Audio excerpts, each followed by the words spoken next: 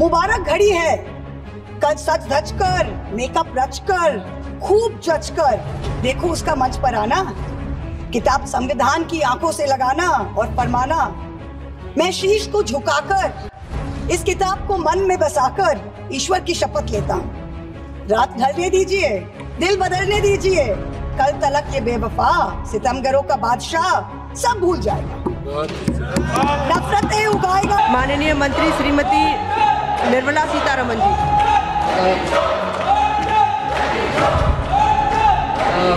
Madam, with your permission, I rise to present a statement both in Hindi and English showing supplementary demands for grants first batch of। माननीय सदस्यगणों से मैं सभी से आग्रह करती हूं कि आप सब अपने अपने स्थान पर विराजें। सभी माननीय सदस्य महत्वपूर्ण विषयों पर चर्चा करना चाहते हैं। बहुत सारे माननीय सदस्यों का शून्यकाल लगा हुआ है। आप सदन की कार्रवाई नहीं चाहते, शून्यकाल को चलाना नहीं चाहते।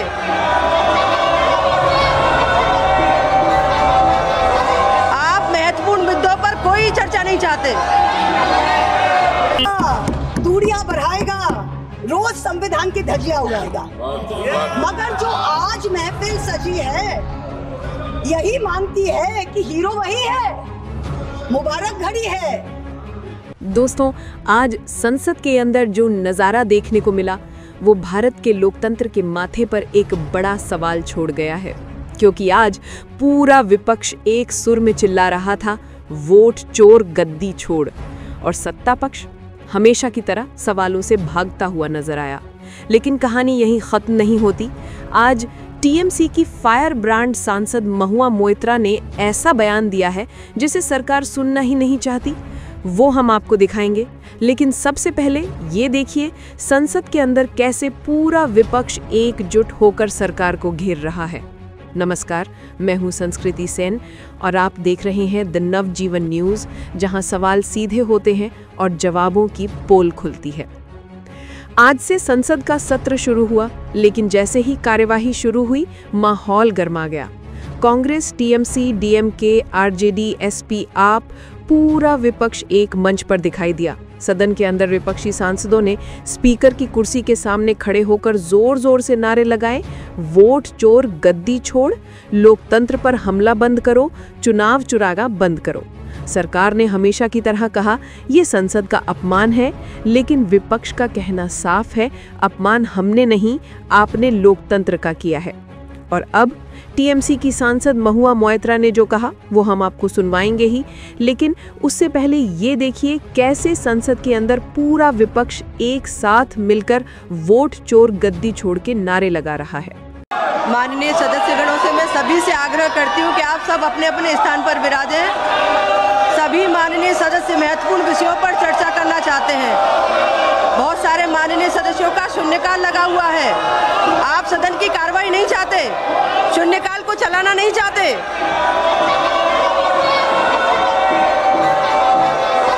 आप महत्वपूर्ण मुद्दों पर कोई चर्चा नहीं चाहते।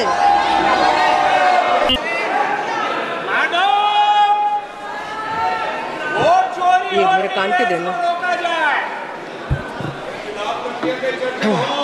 माननीय सदस्यगण, कुछ विषयों पर स्थगन प्रस्ताव के नोटिस प्राप्त हुए हैं। माननीय अध्यक्ष जी ने किसी भी स्थगन प्रस्ताव के नोटिस को स्वीकृति नहीं दी है। कभी तो लिया जाए मैडम, कभी तो लिया जाए। सभा पटल पर रखे जाने वाले पत्र आइटम नंबर 3 माननीय मंत्री श्री गजेंद्र सिंह शेखावत जी। माननीय सभापति महोदय, आपकी अनुमति से मैं आज के कार्य की सूची में क्रम संख्या 3 पर अपने नाम के सामने अंकित कागजात को सभा पटल पर रखता हूं। प्रश्न ये है कि माननीय सदस्य द्वारा प्रस्तुत प्रस्ताव को स्वीकृत किया जाए। जो सदस्य प्रस्ताव के पक्ष में वो हाँ कहें, जो सदस्य प्रस्ताव के पक्ष में नहीं है वो ना कहें। मेरे विचार में निर्णय हाँ वालों के पक्ष में हुआ, हाँ वालों के पक्ष में हुआ, प्रस्ताव स्वीकृत हुआ। आइटम नंबर 10 माननीय सदस्य Shri Tejasvi Surya. I wish to move that this House do extend time for the presentation of the report of the Select Committee on the Jan Vishwas Amendment of Provisions Bill 2025 up to the last day of the second week of the winter session 2025. माननीय मंत्री श्रीमती निर्मला सीतारमन जी।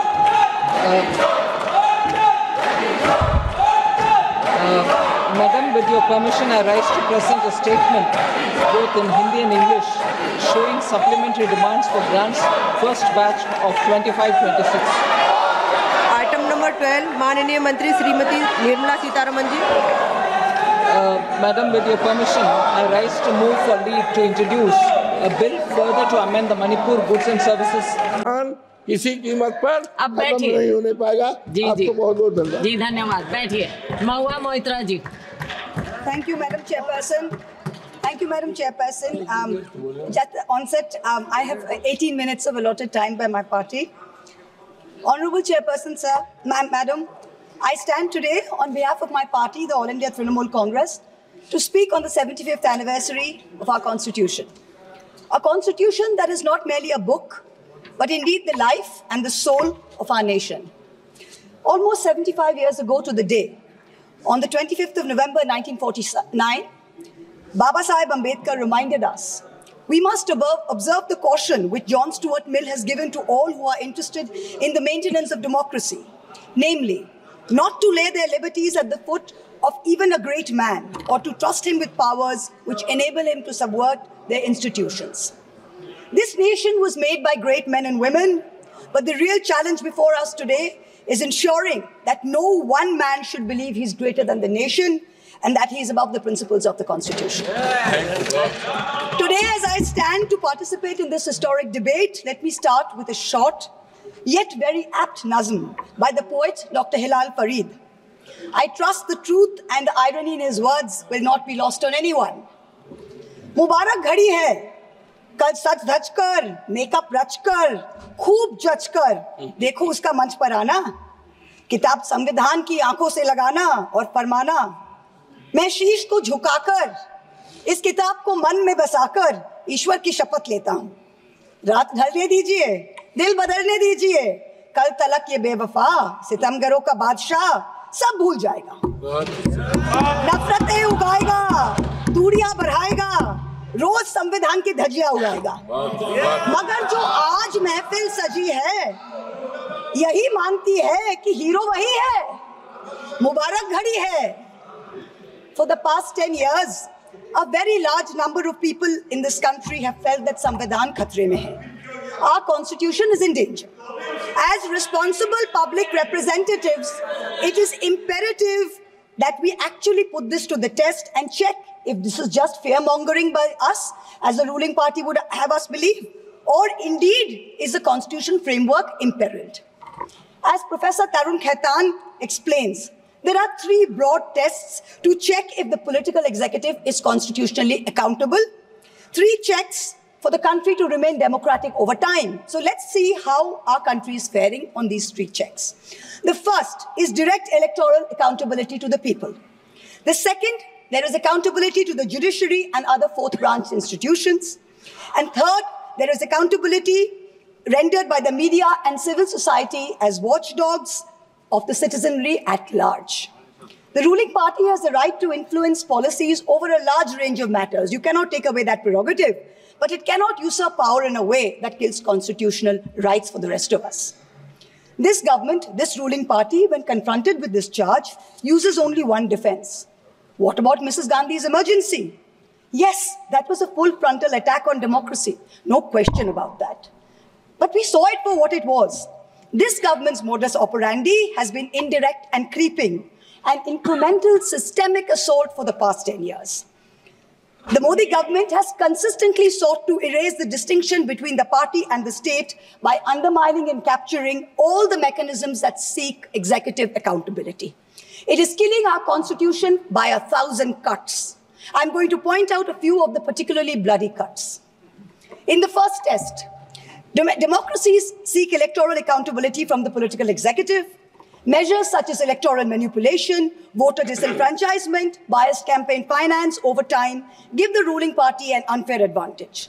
Voter disenfranchisement has reached epic proportions in India. In the past general elections, as well as in the recent by-polls in many BJP-ruled states, there were widespread, documented, caught on television cameras, caught on mobile phones, instances of voter suppression, from names missing to electoral rolls, by police used to threaten, beat and intimidate voters. We saw it in Rampur, we saw it in Sambal. Entire localities were being forced to stay home.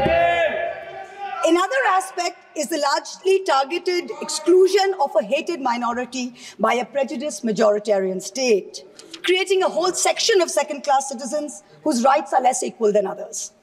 This government brought in a discriminatory Citizenship Amendment Act that is openly violative of the fundamental right to equality before law.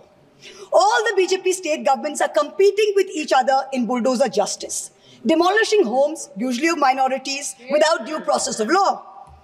I had to go to the Supreme Court to get a stay on the unconstitutional order of the UP government, demanding that minorities, that Muslims, put identifying markers on their eateries in shops during the Kawad Yatra.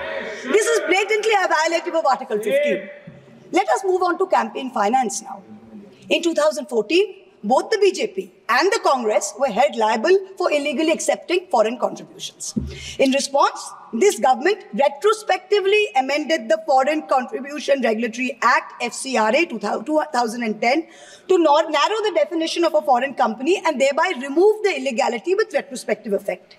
This was done surreptitiously. The Act of 2010 was not amended by a separate bill.